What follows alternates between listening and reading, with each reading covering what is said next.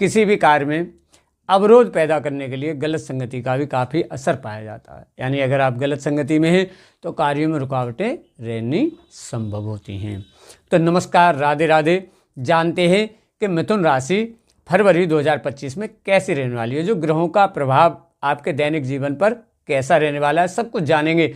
शिक्षा, स्वास्थ्य, संतान, व्यापार, नौकरी इत्यादि सबके बारे में जानेंगे और भी बहुत कुछ जानेंगे। तो आप वीडियो को ध्यान से देखते रहिए। वीडियो को आप समझिएगा तो आपको बिल्कुल उससे बचने के लिए मैं आपको उपाय भी बताऊंगा कि अगर कोई ग्रह गड़बड़ हैं तो उनके आप क्या उपाय कर सकते हैं। तो चलिए जानते हैं, चंद्र राशि पर आधारित मैं आपको ये फलादेश बता रहा हूँ कि ग्रहों की अभी फिलहाल क्या स्थिति है। जो ग्रह अपना परिवर्तन भी करेंगे तो उसका प्रभाव आपके दैनिक जीवन पर क्या आएगा। यानी मिथुन राशि सबसे पहले हम स्वास्थ्य से प्रारंभ करते हैं कि स्वास्थ्य फरवरी में मिथुन राशि वालों का कैसा रहने वाला है। तो मिथुन राशि आपके मंगल बैठे हैं फर्स्ट हाउस में ही, और जो फर्स्ट हाउस के ओनर हैं यानी कि वो बुध मिथुन राशि के स्वामी जो बनते हैं वो आपके 8th हाउस में बैठे हैं। यानी 8th हाउस हारी परेशानी का, और लग्न से भी हारी परेशानी देखी जाती है शरीर का। तो इसका मतलब आपको लगभग एलर्जी या जैसे इम्यूनिटी डाउन होना या आपको स्किन से संबंधित इस समय पे प्रॉब्लमें देखने में मिलेंगी। खास करके जैसे एलर्जी हो गई तो आपको खास करके खाने पीने का ध्यान रखना है, क्योंकि इस समय पे इंस्पेक्शन टाइप की चीज़ें आपको हो सकती होती हैं शायद।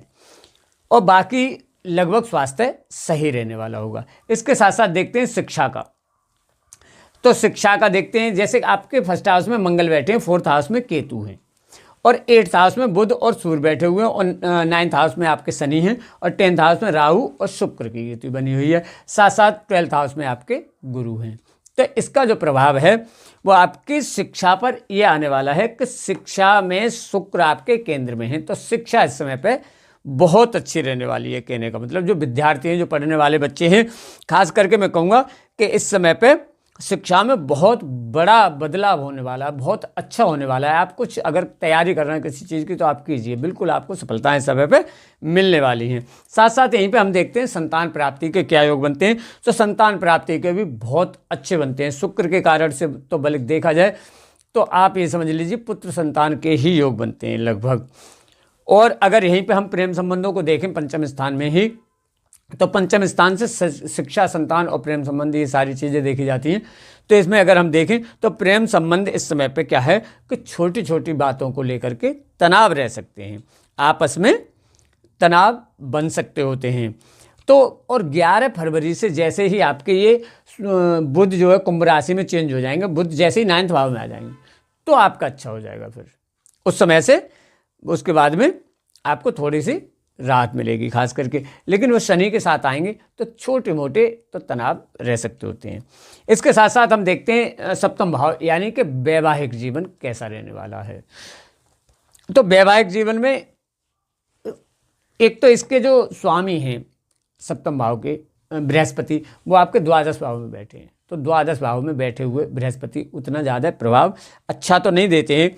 साथ ही साथ ये देखा जाए कि जैसे आपके केतु 4th भाव में हैं, तो यानी इस समय पे एक तरह से ये देखा जाएगा कि अच्छा उतना नहीं रहने वाला है, तनाव थोड़े बहुत रहने वाले हैं, खर्चा भी आपका इस समय पे हो सकता होता है, और पार्टनर का स्वभाव जो स्वास्थ्य होगा वो भी खराब हो सकता है। स्वभाव में भी थोड़े से उग्रपन आ सकता है। यानी पार्टनर के स्वास्थ्य को देखते हुए भी उतना अच्छा नहीं कह सकते होते हैं इस समय पे।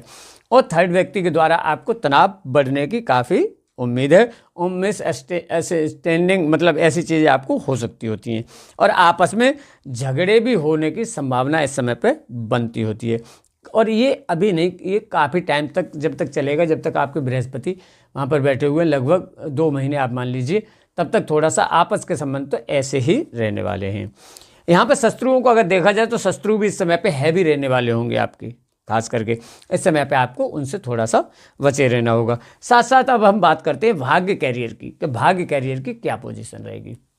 तो भाग्य कैरियर इस समय पे आप ये समझ लीजिए भाग्य आपका बहुत अच्छा रहने वाला है। भाग्य आपका बहुत साथ देगा, विलंब से हो सकता है लेकिन बहुत अच्छा होगा। और 11 फरवरी से तो बहुत ही अच्छा हो जाएगा।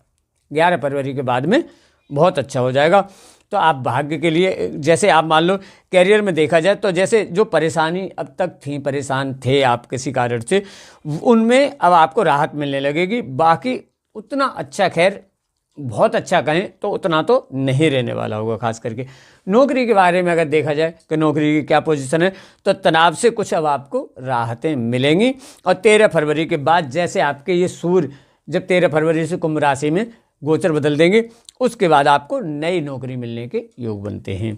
साथ साथ व्यापार पर देखा जाए कि व्यापार की क्या स्थिति है, तो व्यापार इस समय पर जैसे कोई टेक्निकल लाइन में है या सजावट का काम करते हैं या कलाकार हैं, कलाकार टाइप के इस समय जो हैं उनका बहुत अच्छा रहने वाला है। बाकी व्यापार लगभग सही रहेगा और 11 फरवरी से बहुत अच्छा हो जाएगा। 11 फरवरी के बाद में बहुत अच्छा होता जाएगा व्यापार। और पार्टनरशिप के जिनके व्यापार हैं तो उसमें आप हिसाब सही से रखें, खास करके उसके द्वारा तनाव हो सकते हैं। व्यापार वैसे बहुत अच्छा लगभग रहने वाला होगा जो पार्टनरशिप के व्यापार होंगे।